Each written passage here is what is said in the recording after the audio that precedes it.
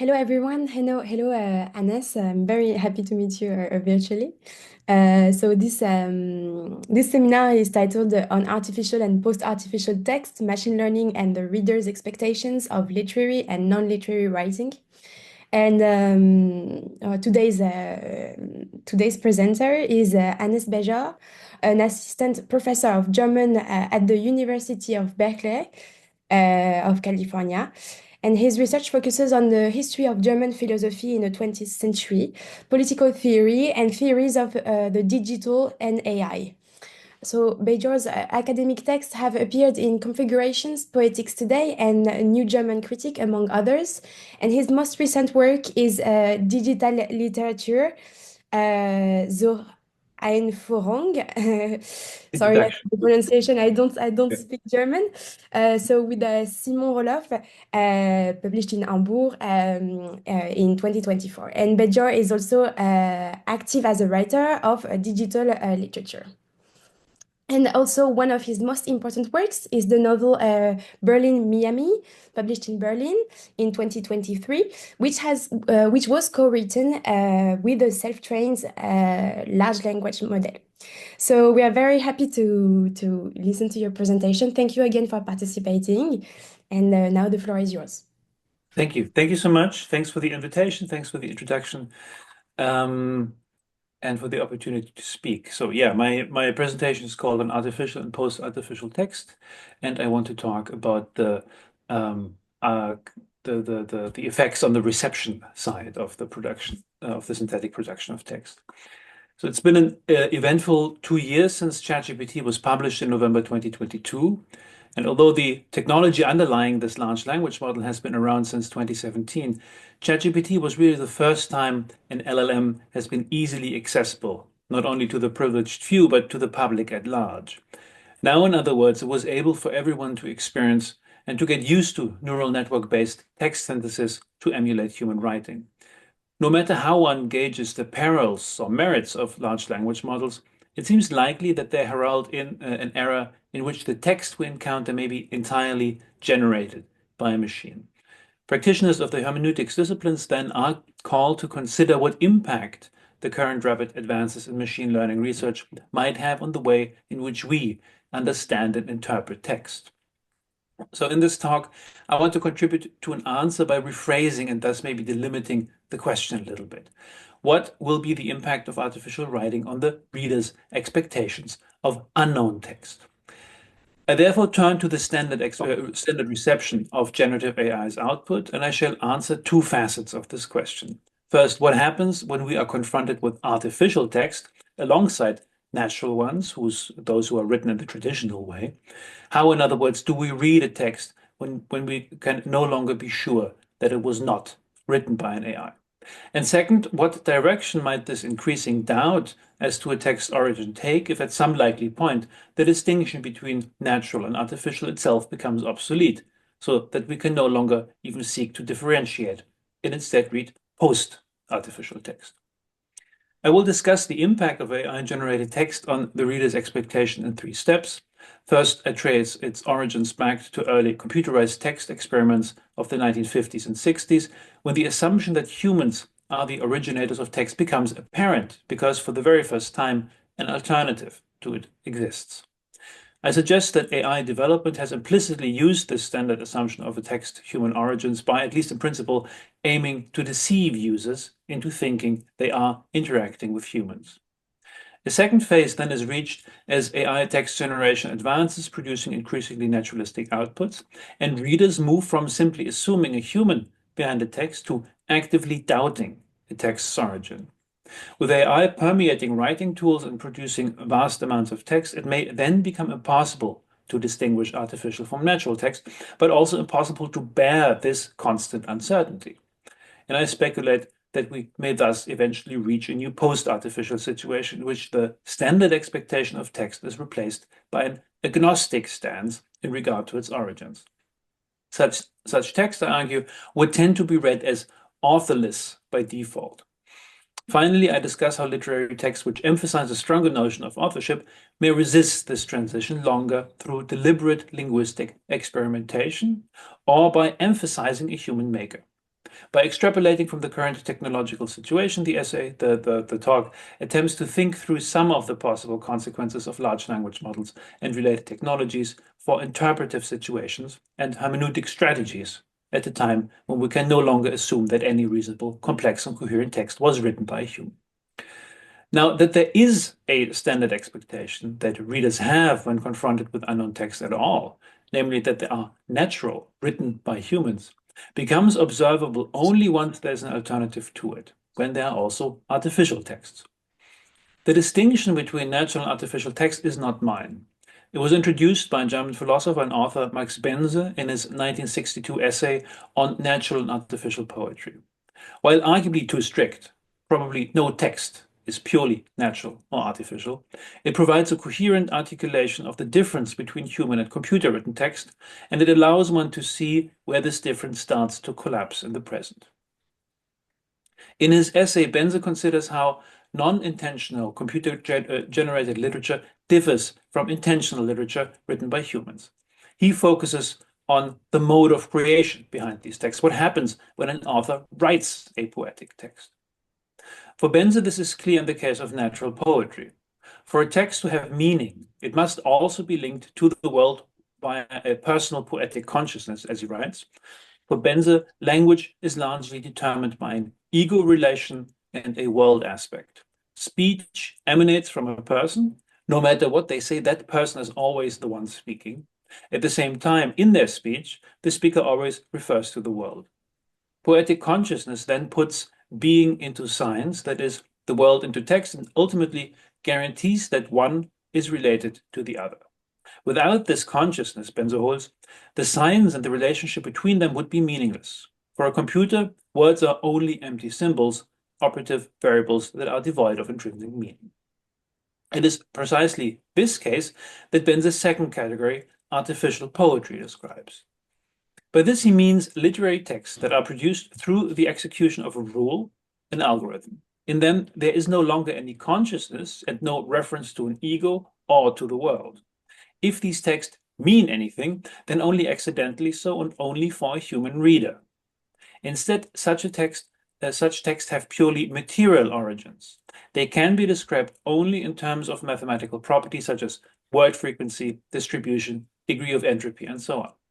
The subject of an artificially generated text, then, even if the words should happen to designate things in the world for us, is no longer actually the world, but only that text itself, as the measurable, calculable, schematic object of an exact textual science. If natural poetry then originates in the realm of understanding, artificial poetry is a matter of mathematics. It does not want to and cannot communicate, and it does not speak of a shared human world. Bense's thrust, however, is not to rescue a romantic idea of an inexplicable human creative power by setting it off against the soulless computer. On the contrary, the author as genius is dead and buried here. Instead, Bense wants to know what can still be said aesthetically about a text if one disregards traditional categories such as meaning, connotation, or reference. The answer he presents in his Information Aesthetics, which is strictly positivist in the tradition of Shannon and Weaver's communication theory, considers only statistically measurable textual properties.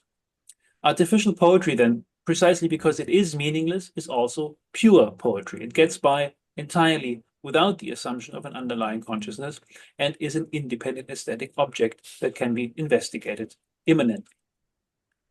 Bense himself was involved in several experiments with artificial poetry.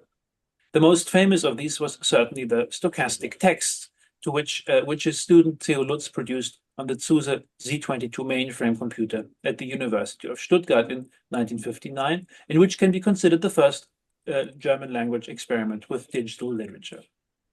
These texts are stochastic because they are randomly selected and assembled from a given collection of vocab words. The fact that these words are taken from Franz Kafka's Castle hardly makes the output any more substantive. It includes phrases like, not every castle is old, not every day is old, or not every tower is large, or not every look is free. And Lutz then printed selections in Bense's literary magazine Augenblick in 1959.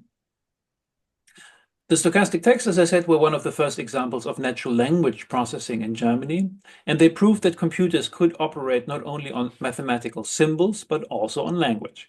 They were also artificial poetry in Benze's sense. No matter how many variations the program churns out, there's no ego expressing itself and no consciousness standing behind it all, vouching for the meaning of the words, which are merely concatenated according to weighted random operations. That the computer itself could actually be the author of this text seemed absurd to both Lutz and Benze, but both knew how it had been produced. Whether its artificial origin can be recognized is less clear. The readers of the magazine Augenblick were not compelled to ask this question. An accompanying essay enlightened them to the details of its creation, so they knew it was computer generated. But when the following year Lutz generated a second poem according to the same pattern, it was titled And No Angel is Beautiful, or Kein Engel ist schön, and instead of Kafka had used Christmas vocabulary, and he published it in the December issue of the youth magazine Jahr und Nein, there was no explanation to be found. The poem was placed on page 3 along the miscellanea, just like any other poem. Only the author's name, Elektronos, might have allowed one to guess who or what was behind the text. The next issue solved what most readers had not even identified as a riddle, namely that a computer had written the poem. Clearly, Lutz was having fun here, as it is evident from the ironic captions under a photo of the author, the Z22, and the second poem in the poet's handwriting, as Lutz wrote, that is a teletype printout. On the same page, he published a series of letters to the editor. The writers, without knowing how it had come about, were quite divided in their assessment of the poem. Quote, "Perhaps you should reconsider whether you want to open the columns of your paper to such modern poems," poets, complained one, while another was, on the contrary, impressed by the avant-garde stance. Quote, "Finally, something modern." A third reader was at least open-minded. Quote, "To be honest, I don't understand your Christmas poem, but somehow I like it anyway. One has the impression that there is something behind it." Evident in these reactions is what I would call the reader's standard expectation of unknown texts. The Elektronos poem was indeed artificial poetry in Benze's definition, a computer-generated text without meaning, mediated by an authorial consciousness. But because its readers were unaware of the conditions of its production, they took it for a natural text and assumed it was written by a human with the aim of communicating meaning. The standard expectation of unknown text, then, can be captured as a relationship between two elements, which sometimes is extended by a third. First, that the text has an originator, namely that a human, or sometimes more than one human, wrote it. And second, that the text has intentional and semantic content, that a communicative will to meaning, sometimes understood as reference to a world, is expressed in it. In some cases, there's also third, the text connection to an author function, that this constellation can and should be subsumed under the name of an author, which organizes the attribution and circulation of some text, but not all. But as central as authorship is for literary studies, I believe the first two elements are more important in this context, and I will therefore foreground them. I take pains at separating these three elements because they are not identical. The first element, the human, for instance, does not by necessity imply the second, the intent to communicate, say in the case of Dionysian writing frenzies. Nor does the second by necessity imply the third, the author, since an author is more than just one intending a text. Further, both intent and authorship can be uncoupled from the human originator because historically we know of texts that were read as not having been brought about or authored solely by humans, such as holy books that express a divine will, even though the instance recording is usually human. I think the Moses' tablets are one of the few exceptions. And while the intentional element may be internally divided in the debate about the relationship between meaning, reference, and communicative intent, a big topic in AI text at the moment, most of these debates ignore that the assumed originator is more than just a nondescript subject, but often, possibly even mostly, specifically understood as a human. One should at least ask whether the assumption of intent alone is enough for readers to designate something like a computer as an author, since it is often precisely the simulation of humanness that acts as the assurance of intent in the first place. I will come back to this point. Important for now is that a reader's standard expectation of unknown text is at minimum this, that it was written by a human who wants to say something. That there is a standard expectation at all, even if it may be limited to modernity or Western modernity, has only become apparent since there has been an alternative to it, and Benz's conceptual distinction and Lutz's practical demonstration have been illustrative here.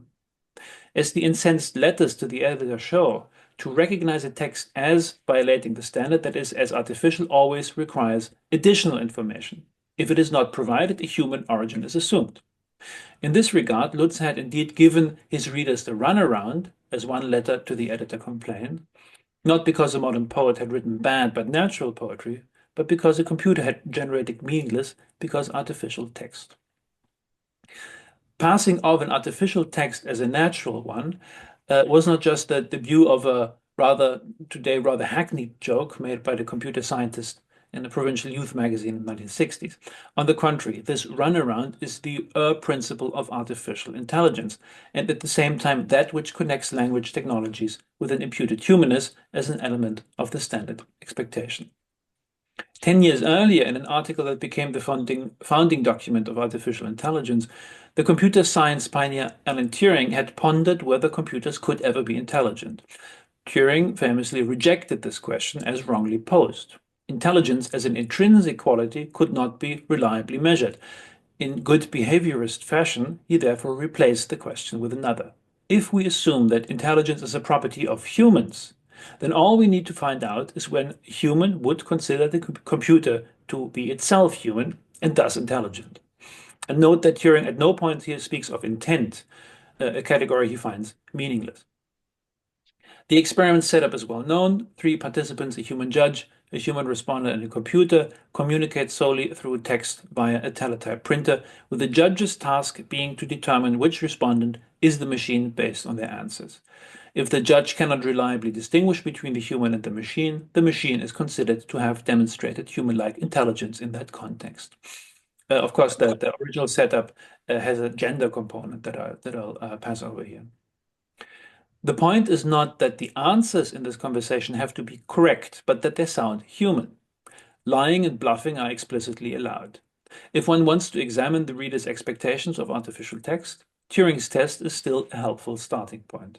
First, because his setup assumes a teletype conversation and thus equates intelligence with written communication. And second, because the goal of this communication is to misrepresent signs that are meaningless to the machine as meaningful to humans. To put it bluntly, the essence of AI is to pass off artificial texts as natural ones. It is only worthwhile to make this attempt at all, however, because the standard expectation of unknown text is that of human origin. Artificial intelligence, then, as a project, if not in each of its actual instances, is based on the principle of deception from the start. For this reason, media scholar Simone Natale writes, deception, quote, deception is as central to AI's functioning as the circuits, software, and data that make it run. The goal of AI research, he says, is, quote, the creation not of intelligent beings, but of technologies that humans perceive as intelligent. With an eye to Turing, one might add, as close as possible to being human. I would like to call this position strong deception. Yet because this conception of AI is essentially deceitful, we can ask whether the expectations of a text could ever change under these conditions. I think not. It insists that artificial and natural text remain neatly separated so that one can be mistaken for the other. If it is suddenly revealed that a natural text is in fact an artificial one, its readers will feel cheated, and not without reason. Deception here turns into disappointment. Täuschung wird zur Enttäuschung. We don't know how Theo Lutz's readers reacted to the revelation that the computer had written the poem, but what one can guess if one considers recent cases in which the artist subsequently turned out to be a machine. This prominently happened in June 2022 at a rather peripheral art prize, when a participant admitted that he had not painted his entry himself, but that it had been generated by the text-to-image AI DALL-E. A torrent of indignation followed, and he was accused of fraud. Even though this was an art prize for digital art, this apparently referred only to the tools. The artist himself was still supposed to be human. Again, it is the originator, not the presumed intent, that was at issue here. A somewhat similar case occurred in Japan, where the author Rikudan, winner of the 2024 Akutawaga Prize for Literature, disclosed in an interview that she had generated portions of a prize-winning novel using ChatGPT. Again, public scorn followed, and she was accused of fraud. There are other such examples, and although these disappointed expectations are usually exaggerated in the press, they reveal what was actually expected, namely natural, not artificial text. However, neither the neat separation of Benz's ideal types nor this expectation itself can remain intact as soon as the exception becomes the rule, that is, as soon as we are surrounded by text whose origin is unclear. At first glance, such examples seem to suggest that the reader's expectations of unknown text have actually not changed since Lutz's time. We assume human origins and communicative intent, which is why deception can be a useful strategy in AI design in the first place. But in fact, I believe that expectations are nevertheless already in the process of shifting, and this has become even clearer in the last 2 years. Because the number of computer-generated text is constantly increasing, and because we ourselves are writing ever more with, alongside, and through language technologies, we are on the way to a new expectation, or rather a new doubt.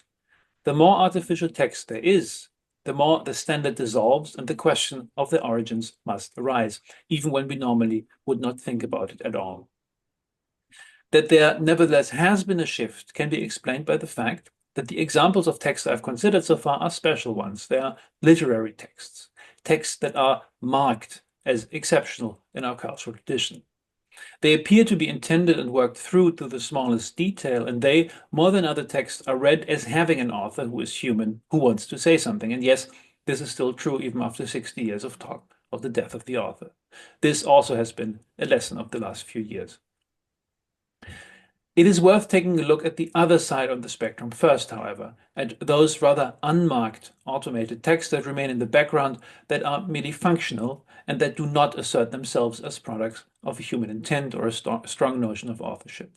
For them, the Turing test is simply a false description of reality, and the standard expectation is already in the process of fraying. For there are forms of human-machine interaction other than strong deception, and other text types than the artificial natural partition would suggest. Especially when engaging with interfaces, we are likely to find ourselves in an intermediate stage between natural and artificial. Here already we can experience a looming shift in the standard expectation. It is quite possible to know that something has been produced by a non-intelligent machine, and at the same time treat it as if it were conscious communication. In fact, this is quite normal. Natale has proposed the term banal deception for this phenomenon. In contrast to what I've called strong deception, here users are aware that they're being deceived. We understand that Siri is not human and does not have an inner life, but smooth communication with her works only if we treat her, at least to some extent, as if she had one. Knowing this is not a contradiction that suddenly and unexpectedly destroys an illusion, as in the examples of competitions in which an AI participates surreptitiously. Instead, a banal deception becomes a condition of functionality. If I do not play along, Siri will just not do what I want. The situation is very similar with written text. It starts with a dialog box on the computer screen like this. After all, the question, do you want to save your changes, enables an interaction that is basically similar to the one with a human being. And the answer yes has different effect than the answer no, and both lie on a continuum of meaning that connects natural language with data processing, without one suspecting any meaningfully strong notions of intent behind it. Something like this would already lower the expectations of unmarked text. While we still act as if we expect human meaning and a conscious interest in communication, we bracket the conviction that there really must be such things involved. This bracketing means discarding the third element, namely authorship, while entertaining the second element, intent, in an assertive modality, and possibly the first, human origin, in a fictional one. Yet this bracket does not always proceed smoothly. Banal deception is an as-if that demands of us the ability to hold a conviction and its opposite simultaneously. This self-contradictory position quickly gives rise to a doubt. The more convincing artificial texts become, and the more the aesthetic impression they make on us suggests something like human-like intent, the more difficult does it become to feel comfortable in the limbo into which banal deception lures us. If artificial texts become indistinguishable from natural ones, and if moreover we know that computers are capable of writing them, a new standard expectation of unknown texts lies before us. It is the doubt about their origin. Rather than taking a human source for granted, or simply deferring the question, the first thing we would want to know about a text would be, was it made by a human or a machine? With the increasing integrations of large language models into existing software, Google Docs incorporates Gemini-based assistants now, Microsoft Word uses ChatGPT, it becomes increasingly difficult for readers to clearly classify such text as either human-made or machine-generated. The stakes seem relatively low when it comes to LLM-written marketing prose, but what about the lawyer's letter that might be automatically generated, even though it's about my own personal case? What about my students' essays that I have to grade? What about political articles or fake news stories? What about the private, personal, intimate email, the love letter? Are those AI products too, in whole or in part? At least one reason for the discomfort these ideas evoke is that people have a stake in what they write, and to varying degrees they vouch for their words. While scholars of literature have learned to read without an eye to what an author wants to say, and merely regard the semiotic interplay of signifiers, this is still the mode in which most everyone else reads any written document. Even if a text ultimately turns out to be inaccurate or misleading, the standard expectation that a recipient brings to reading it involves the assumption that the author is making what Jürgen Habermas has called validity claims, among which the validity claim to truthfulness or sincerity is maybe the most relevant in this context. Essentially, it means that we have a basic level of trust that speakers or writers mean what they say rather than try to deceive. This is the reason that reading critically has to be learned at all. Whether or not readers ultimately judge a text's assertions to be true, they tend to assume the existence of a writer who does. That's the difference between truthfulness and truth. If truthfulness is thrown into calamity once large language models can generate texts that appear to have been produced and sanctioned by an author, the same can be said of truth, that is, correctness, another of Habermas's validity claims made in SpeechX. We know that LLMs are still lacking when it comes to the handling of knowledge, understood as reporting pre-established facts or correct data, if knowledge is simply the probability distribution of tokens over training data. They may merely learn the form of a specific genre without any scientific insight, responsibility, or accountability. Among many examples of LLM-made scientific papers, I still find the ChatGPT-generated legal brief most striking, which referred to non-existent laws and cases filed by a Manhattan lawyer in 2023, which would have fooled anyone not familiar with the law in question, and even them, as this lawyer aptly demonstrated. The textpocalypse, then, as Matthew Kirschenbaum is calling it, the proliferation of generated text, is also a crisis of truth and truthfulness.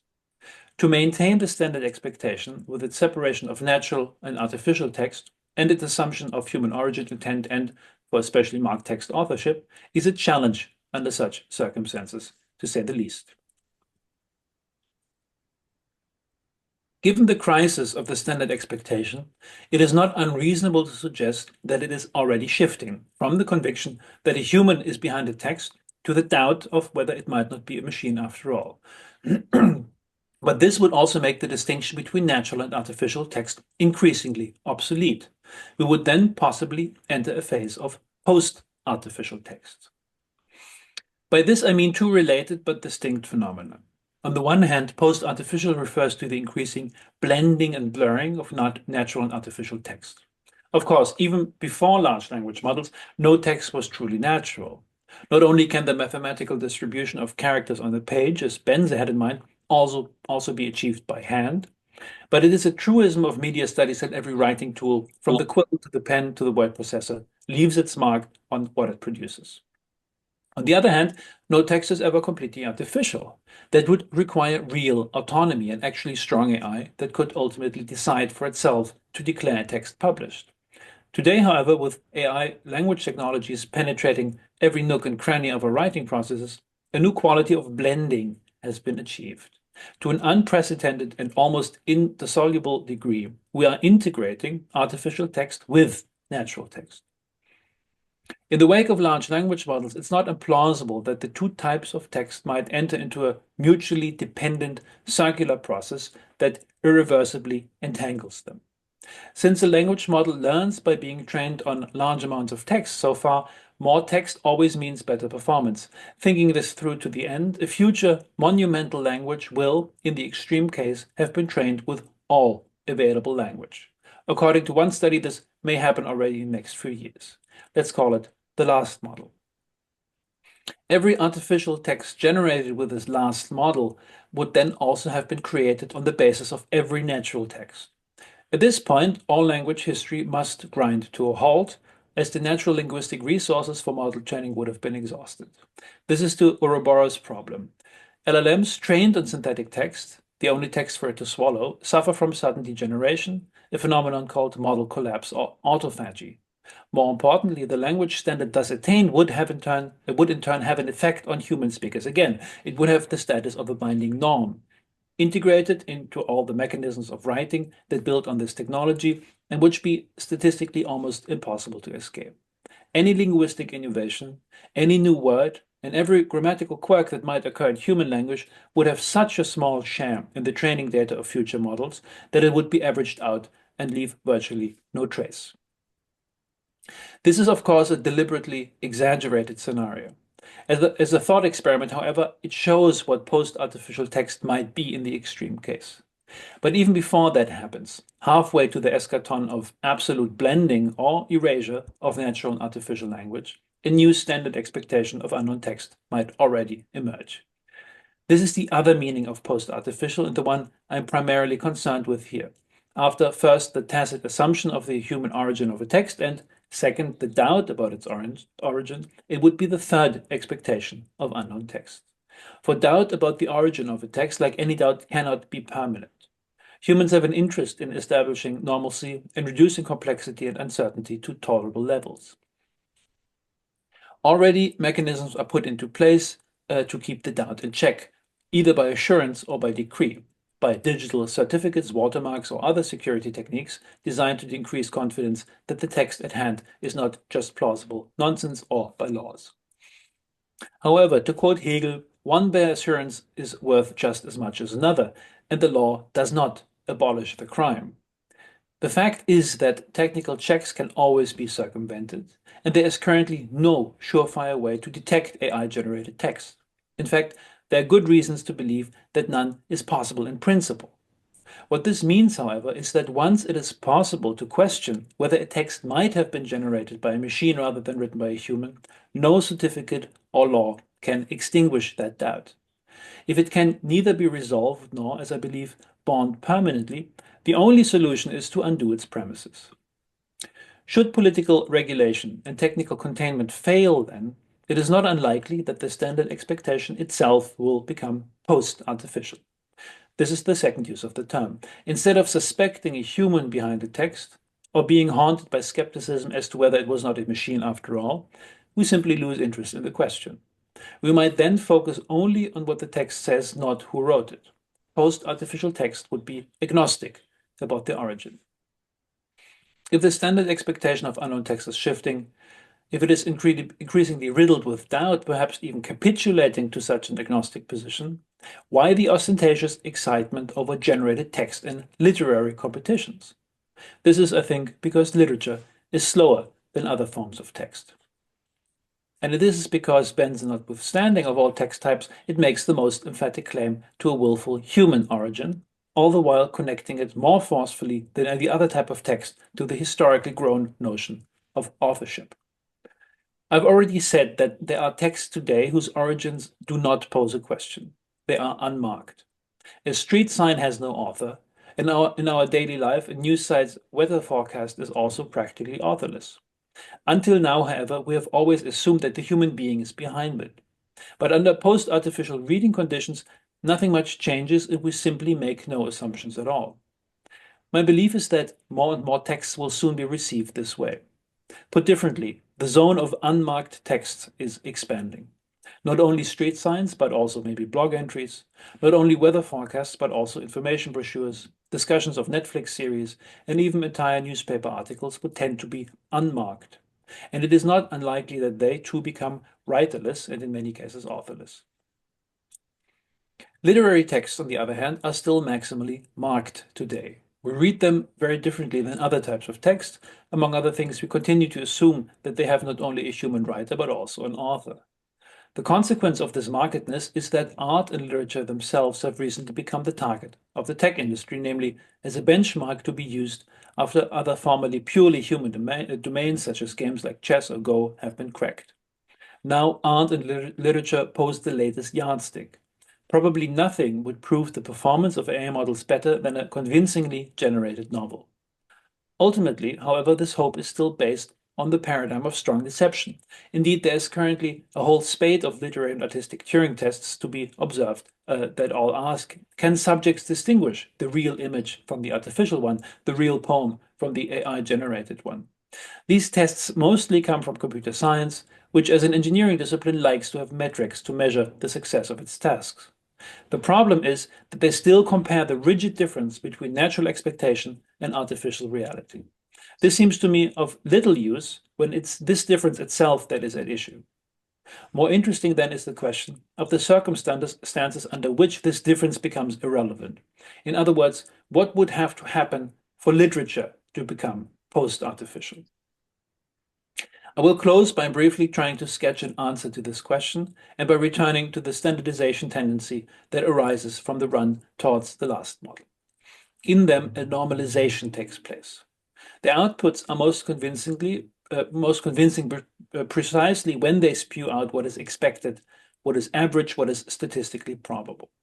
The more ordinary a writing task, the more easily it can be accomplished by AI language technologies.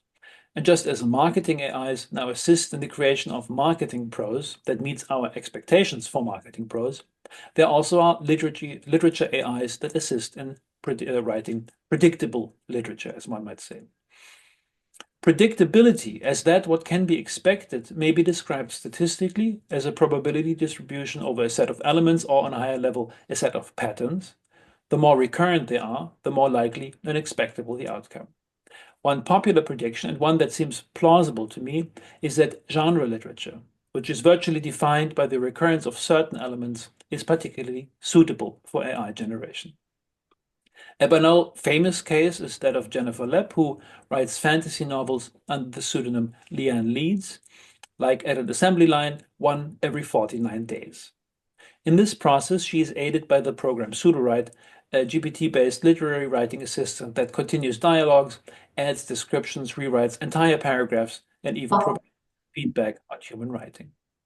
The quality of this output is quite high, insofar as contents are just expectable. Since most idiosyncrasies are averaged out in the mass of training data, they tend toward a conventional treatment of language within the bounds of a certain genre. They become Ouroboros literature themselves, maybe. At the moment, machine learning is enough to generate entire novels, but I do not see why just this kind of literature could not be produced in an almost fully automated way very soon. Maybe aided by a human acting as an art director or series editor, reducing the 49 days to 49 minutes or even less. If the prediction is allowed, I think it would be this kind of literature that is most likely to become post-artificial.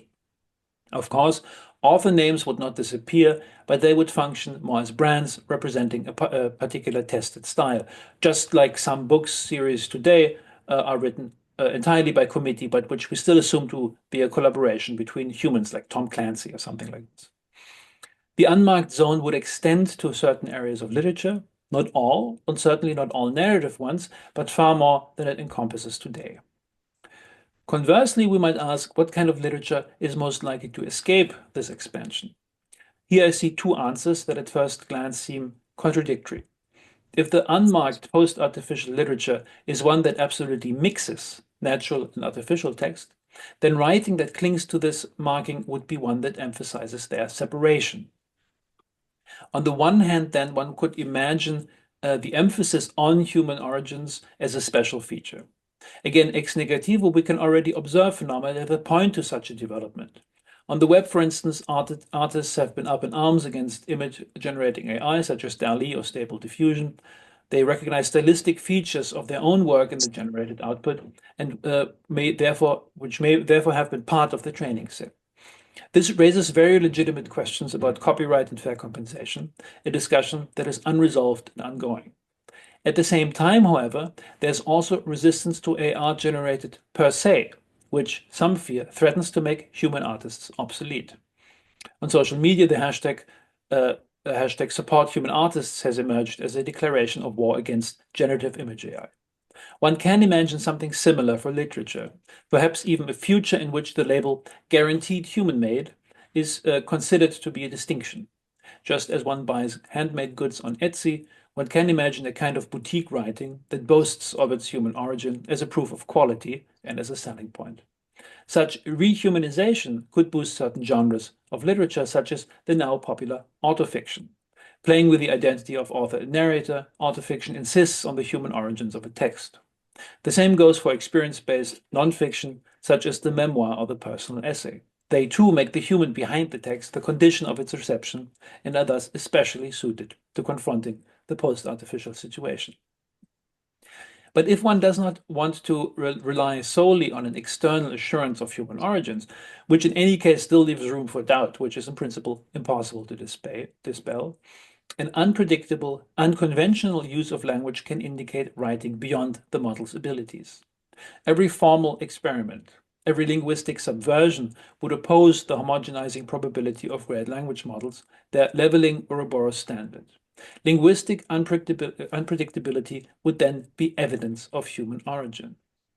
In the most extreme case, the sign system in which language AIs operate would be exploded, as in the case of visual and isemic literature, like that of Kristen Miller. She no longer uses any letters at all, but only the impression of lines and blocks of text. The pure poetry Max Benze dreamed of would paradoxically not come from the machine, which now, in post-artificial blending, plausibly simulates meaning, but from people who no longer attempt to make sense at all. Thus understood, and this is the second route of highlighting a text as non-AI made, the descendants of Lutz and Benze at least have a chance of escaping the post-artificial situation by continuing to mark the artificiality of their products. This is digital literature, literature that is self-reflexively produced with the help of computers. It can escape the post-artificial, at least to some degree, by consciously emphasizing the entanglement between the natural and the artificial, rather than glossing it over for a natural-seeming appearance. Much more than conventional writing, digital literature always keeps a critical eye on its origins.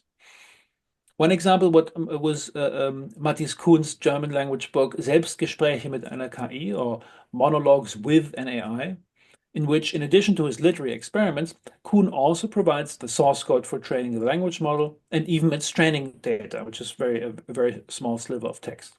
The human and machine components that together produce text can, not completely, but at least somewhat, be separated here. Conversely, a deliberately staged human-machine collaboration can also have this analytic effect.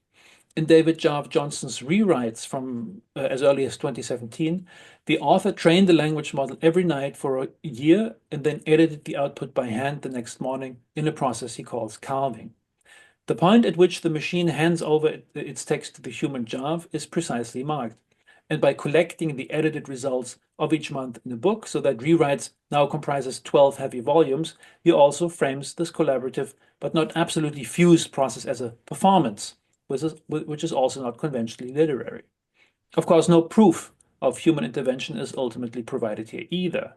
But perhaps the obstacles that can still be put in the way of the all-too-smooth reception process is the maximum of resistance to the post-artificial that will still be possible before the difference between natural and artificial has disappeared altogether. It should have become clear that I've entered highly speculative territory here. I'm not suggesting that narrative, or broadly speaking, conventional literature is now doomed, or that only experimental and explicitly digital literature is worth pursuing. Nor do I mean to imply that post-artificial texts are necessarily bad. One can certainly enjoy reading them, discuss their merits, and unravel their interpretive dimensions. Here, I've been primarily interested in analyzing tendencies, and for this purpose, it is worthwhile to consider possible extremes. As far as literature is concerned, there's of course a third possibility. that AI may, through some technological innovation, be steered to produce less probable and more interesting output without losing all the advantages that the power of normalization provides in coherence and meaning production. It is a matter of optimism, or maybe lack thereof, to consider this a likely or unlikely future. Seeing that sufficiently large LLMs are still tied to capital interests, I remain apprehensive. In this talk, I wanted to think about how language is changing in the technical age we inhabit today and which will continue to unfold, both without fearing the technology, but also refusing to succumb to its ideologies. In that context, one thing seems certain to me. With the increased penetration of language technologies, with the triumph of AI models, our expectations as readers will change. Thank you. Thank you so much, Hannes. That's very stimulating, disturbing perspective. I am currently beginning a book on what I will call the second death of the author after the first death of the author, claimed by the structuralism area. When they decide that because there was so many texts under a new one, the history of language and the history of literature was speaking instead of the actual author. So I would be very interested to read the paper you certainly have about it and to quote it in my research. And I have many questions. As you know, I am a scholar in literature. I wrote a book on the history of the idea of literature, so it's very disturbing because when you got literature, as you said, you got a lot of values coming together, like authenticity, like expressivity, and maybe not just the value of the truth of what is said, but all that comes with the idea of having someone communicating with you. There is a very famous quote by Blaise Pascal saying, "You are looking for an author, but in fact, you are looking for someone, for a man." And maybe behind the abstraction of authorship, what we are looking in a book is a kind of authenticity of experience in comparison to what we got in electronic literature. And for instance, in France, but it's the same elsewhere, about 50% of the book published are written in the first person. Because they claim authenticity, they claim to give an account of oneself, to quote Judith Butler, something that is very situated, that is anchored in something that is grounded in some experience of life. So I think there will be a lot of resistance to completely artificial authorships, but I don't want to monopolize. And I give the floor to everyone because what you propose is really stimulating. It is the same case in the case of photography, because we no longer know, we no longer presume that photography is a kind of reality, like Roland Barthes wanted to say, when you got photography, you got a piece of reality. It's not true anymore. So what happened in photography is a kind of post-artificial reading position. But maybe I can directly answer this because I think this is an interesting. Yes. The question of photography, CGI, kind of post-truth, the treachery of images, and so on. But I believe this is exactly not the same case with post-artificial writing, because in the case of computer-generated images and photography, we are talking about that the depiction of reality or the representation of reality is a question. A text Yes. is not a representation of reality in the same way that a photograph, which comes through a lens, is an index of an outside world and then kind of is received by some kind of surface is. So I think the difference here may be one between noises and noema, right? In the Husserlian sense, between the object of consciousness and the way of givenness to consciousness. In other words, in a photograph, the noema, the object, is at issue. It could be false or true. And in post-artificiality, I think it's rather the givenness itself, namely whether this is an expression of a human, the content of a human mind or not. And I think that's a difference, a difference in structure to me, because we don't, when we write something down, we don't represent reality.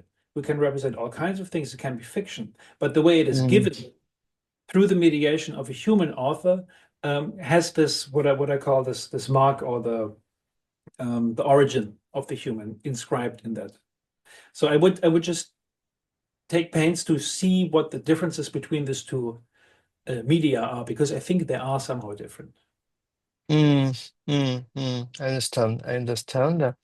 What does the public think about all of it? Let's listen to possible questions.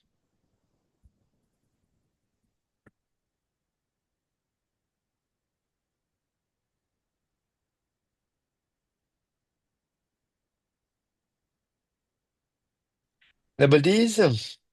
I had a remark, maybe. Can you hear me? Yes. Yes, absolutely. Right. Yes, thank you for your very stimulating presentation. I was thinking while listening about maybe other examples of not text, but stories where authorship doesn't matter. And I thought about 2-3 examples. First, maybe stories for children, where they don't seem to put any importance on whether who is the author and what was the intention of the author. It's more a matter of whether the stories works or not, whether they are grasped and they feel immersed in the story or not. So that was the first example. I was thinking also about stories in oral societies where they are passed from generations to generations with small variations, but where there is no clear author, and in the same way there is no really importance on any intention of someone, on any subjectivity, but rather if it works or something else is at stake, I would say, like related to traditions and relation to the environment and so on. Where even you could have non-human authors. I was thinking about the Australian tradition where the author of the dreams is more the land, and the characters are parts of the land, and it's not a human subjectivity.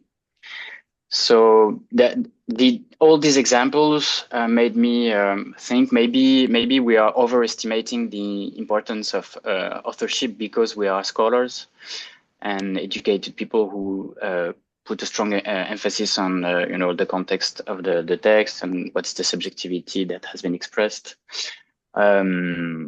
or adults in search of shared subjectivities. But all these examples maybe put another emphasis. So I just wanted to suggest these examples and see how you react to them. No, I think these are great. This is a very good idea, and stories for children, it seems to me the one that makes the most sense, because oral societies can have authors in kind of a mythical way, right? I mean, the whole idea of Homer being a person is might be a retro projection from a society that needs authors, but he was clearly already a name in circulation, right? Although myth would be another category, but myth as something that is in circulation, not simply because there is no author, but because there is no beginning to it, no temporal beginning in time to myth. I like the idea of children's stories, particularly because there the distinction that authorship introduces, then between reality and fiction, believability or something like this, that doesn't seem to play a role. And maybe one could then make a polemical argument that there's a certain type of infantilization coming with the idea of not having an author. I wouldn't necessarily believe that, because there's a distinction between the possibility of verification, right? If authorship is some kind of legitimation, verification of the truth of what is said. Post-artificiality does not think that we can completely do away with it, but it has no other. It is kind of a giving up, right? It is a situation in which this is not possible, so we have to search for other strategies of dealing with that, which would be slightly different than the situation of a children's novel, where this is never a question. The verification of the truth of the matter is not an issue at all. And so I would think that there might still be a difference between those. But I do like the reminder that these exist, and that there are modes of reading that obviously don't need authors or don't need truth to that degree. Yeah, maybe to elaborate, the interesting aspect in children's book is the efficiency of the story. And I was wondering, do we have examples of stories that are very efficient in a way that they are compelling and people want to read what's next, and would have been artificially produced?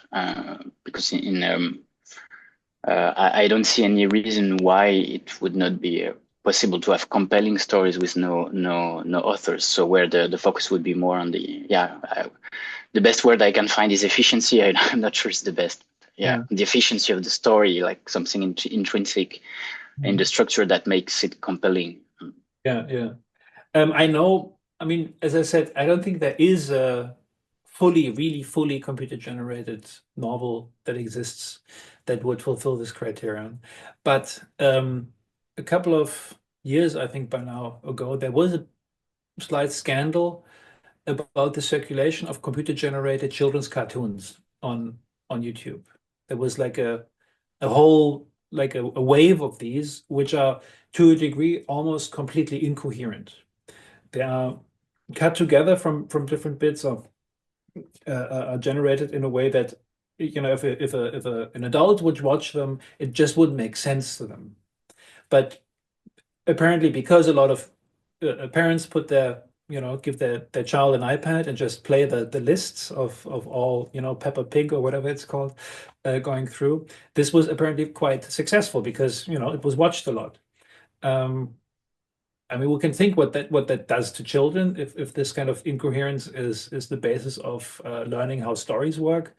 But clearly, it seems that as a genre, there's something else to it than simply efficiency or compellingness, right? It can also simply be the draw of it going on and on and on. It might be the medium of the cartoon or the film rather than text that has to be read by a parent or something like this.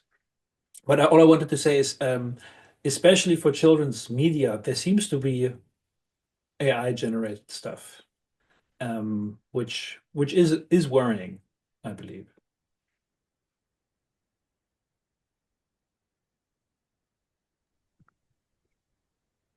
I also have a question, if I may. Yes, of course. I totally get your points on photography and how it is different from LLMs, and I agree with you. However, forgive me, my question is going to be related to photography, and it's regarding when you talked about deception and disappointment. I'm very interested in the affective relationship we have with tools. And I was thinking, because when I was a bachelor student, I remember this story one teacher told us, and I actually never found a decent book about that. So I would be happy to find it one day. But I remember, as she said, that actually photography wasn't taken seriously by military in the 19th century.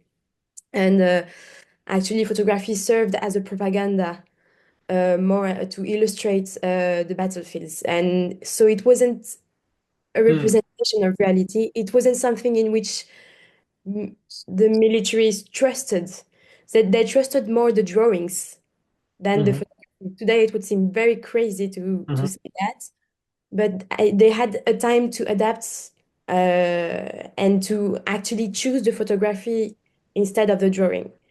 And maybe we had the same story with drones, and I'm not sure. I don't know anything about military history, but it made me think of also of the relationship we have nowadays with Google, and how sometimes people say, "Oh, I Googled this, so it's true because I Googled this."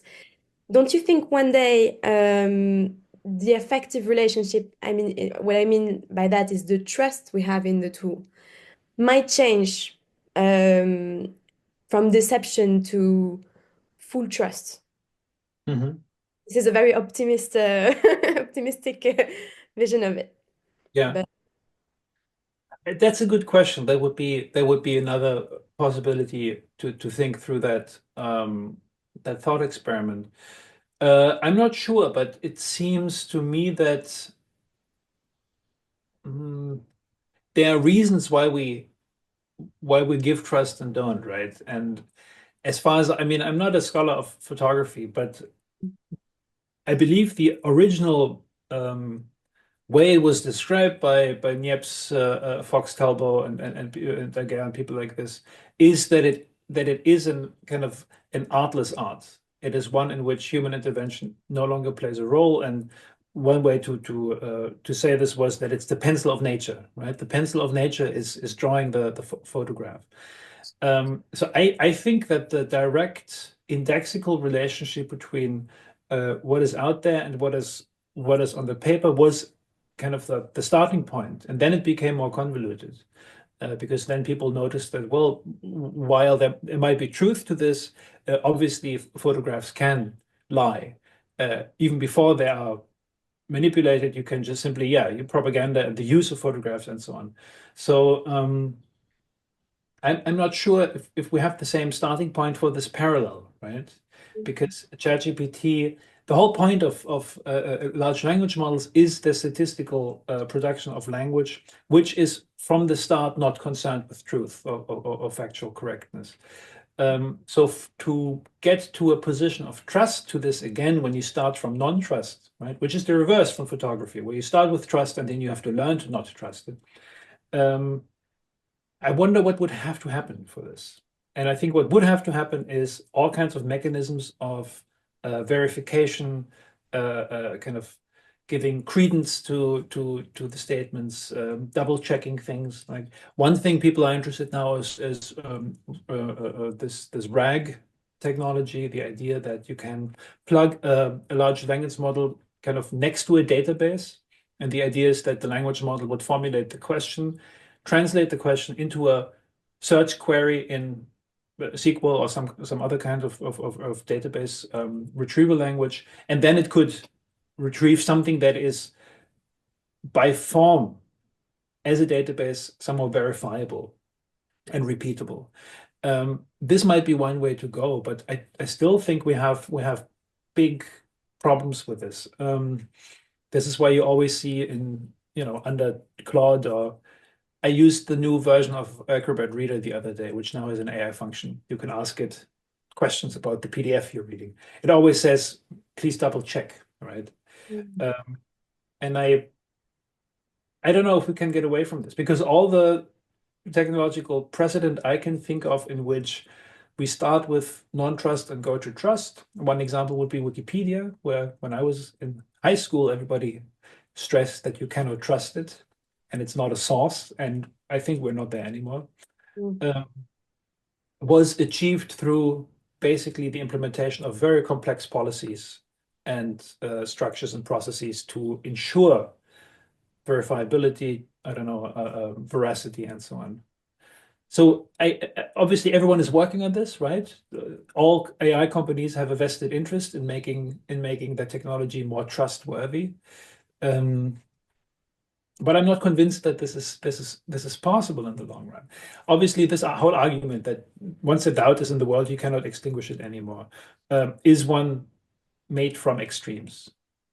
We will find probably some kind of modus operandi that allows us to work with these things.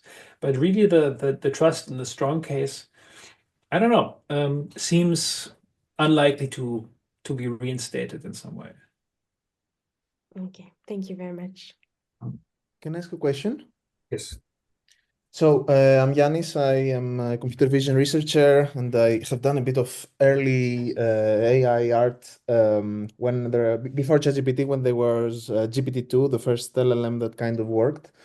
And there was a version that a lot of artists used that was called the Still GPT-2 that was very easy to install in a normal computer. And I remember we made the book, and I gave it to a French person, and the way that this French person reacted was, "This is not French." So he said basically that we had French people on the book. I didn't know well French at the time, but the book was edited by French people. So it was French in a way, but he reacted basically in a subjective thing. So he reacted on the originality on the book. So the book was not, so the book had a certain subjectivity, and early models had subjectivity. They gave this feeling that it was a person. But what they lacked is that they lacked a certain community. They gave you something that you didn't really want, or they didn't want you to make a community with them. And with models now, we have another thing, which is a bit like desubjectification. So basically right now we have something that reminds us of the writing that comes from computer science, which is a very different type of writing, that is the writing that comes from the humanities, where you have to totally destroy your subject. Whoever writes that should be the same. Maybe some types of writing should be better in the sense of how you transmit information, but your subject should kind of vanish. And in both cases, we have a form of non-psychological form of the machine, in the sense of also Baudrillard, that a machine has no other. So the machine either is very narcissistic, very into itself, and the other case it's just a tool, something completely that operates on a certain task. And the question there arises on, it's very clear that these models right now are not made for writers. They are not made for people that write. They are made to write. So and they are not created with writers.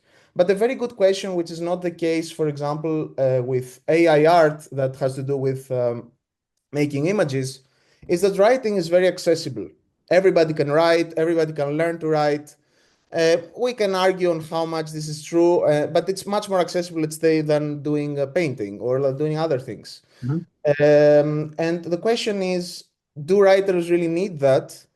And the way that writers are integrated in this pipeline, because it feels like something that is disconnected from writing, and writers can integrate in their pipeline or not, but it's a bit disconnected. And what is your take on that? What is the relation of this tool with writing? Because it feels like people that use this tool mostly don't write and don't want to write, and they use this tool to write, or they don't want to spend time writing because it's tiring, of course. But so what is No, and this? I think this is true, because this is also how it is being marketed, right? You can, it's usually ChatGPT is, even though there's a lot of buzz about the notion of creativity, that is not the use case. The use case is the production of the increasing effectivity, right? And if you write in your job, you have to write legal briefs. That's why that lawyer is interesting. It makes it easier, but it also makes more perilous, because it might hallucinate.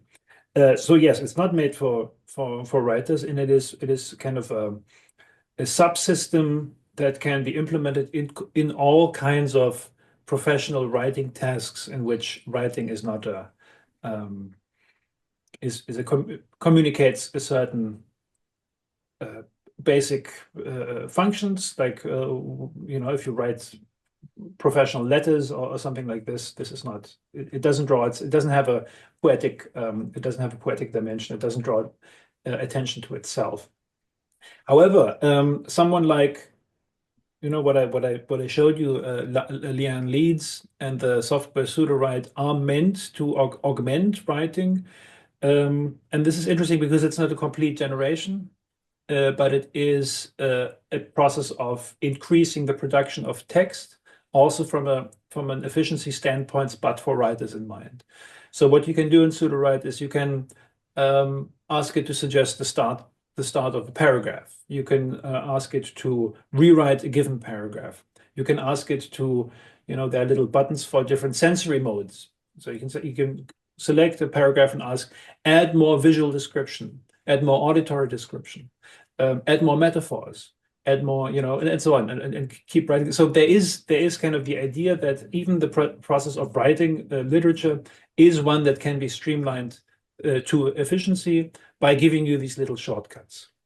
And this does become, I think, relevant as soon as writing is not understood as an art form or some kind of production of inherent value, but rather as a product that can be sold. And I think in that, Leon Leeds is a very good example, because exactly the production of more texts in shorter times that are sold then to an audience that wants these relatively predictable texts that basically are very similar to each other, is simply an economic argument, right? And I think the distinction between true writing that has all these kind of idealistic assumptions and writing as a profession, in which you simply have to produce text in order to live, is maybe one that's also from our perspective is not so tenable. Maybe the idea of a sociology of writing that takes these kind of subsistence questions and economic questions more into account would be helpful here to see that is maybe not immune to this, right? But in a way, you cannot say that someone has to be a novelist. You can say that someone has to write a legal document, but you cannot say that someone has. It's never except if, I don't know, your father or your I don't know, ancestors put you a lot of weight on because of their name or whatever. But nobody really has to be a novelist. It's definitely something that should come or comes. But what you say kind of reminds me of ghostwriting. So all these people that are paid to not put their name and kind of, so it's kind of automation of this already, let's say, mechanical Turk automated writing work. But it doesn't seem like it's a tool that, because the thing that it really lacks is this creation of audience. And unfortunately, writing and a lot of art is in a way ananistic. It kind of has to do with, it only makes sense for making communities, for audience, for the writer themselves. It's kind of a very psychological need. It's not like a material need in the sense of solving a problem or solving a. It's a material need in the psychological sense, but not in a, how to say, like let's say, yeah, it has to do with humans in a way. So yeah, maybe, but as soon as these communities exist, and as soon as a precedent for a certain text type exists, and especially as soon as there is a market for it, and there is a market for specific segments, right? I mean, if you look at the Amazon bestseller charts, they don't have like higher literature, but they have a lot of easily consumable mass-produced literature, and that is something where you can choose to get into this career. I completely agree. It's probably not a good idea, and it's to write literature in order to earn money, but it's still possible. And I think for that, the automation argument is really one of efficiency in increasing, particularly because, and I think this maybe comes back to this Ouroboros argument. We do not start from zero, right? This transition into a different technical reality is on top of what we already have. So we have those communities of readers. We have those precedents of style and what a specific type of text is supposed to look like. And from there on, we suddenly have this kind of increasing acceleration of automation. And that maybe is this what produces this odd situation in the first place. I would agree that maybe this wouldn't be possible if we started at zero, but we don't, right? Yes. Anyway, thank you so much. Sure. Oh, and the other thing I wanted to say, there's this field of critical AI studies emerging at the moment. So how can we read these texts? How can we kind of situate them in their social, economic, political context and so on? And something that I hear over and over again, and I think it's worth keeping that in mind, Fabian Offert has said that probabilistic systems require a probabilistic way of reading. In other words, the single output of a model, be it ChatGPT or GPT-2 or whatever, doesn't really tell us much about that model, because a single sample is not enough to kind of give you an idea of what this is possible, what this model is capable of, because it is probabilistic. This is different with something like LUTs and the kind of purely rule-based systems, because there, if you have two outputs, you can analyze them and see what the structures of this is. But the breadth and variety of possible outputs just from one or two samples is not, it doesn't cut it in ChatGPT. So I would always say what we as professional readers have to do is to develop kind of a sense how one can read these things, given that a single product is not enough to really form an opinion of their capabilities. And this is a very practical question, right?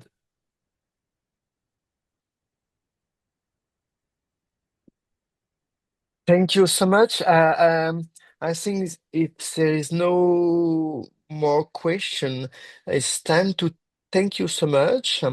I hope to meet you in person, because I would have like to have a full length discussion with you. And thank you.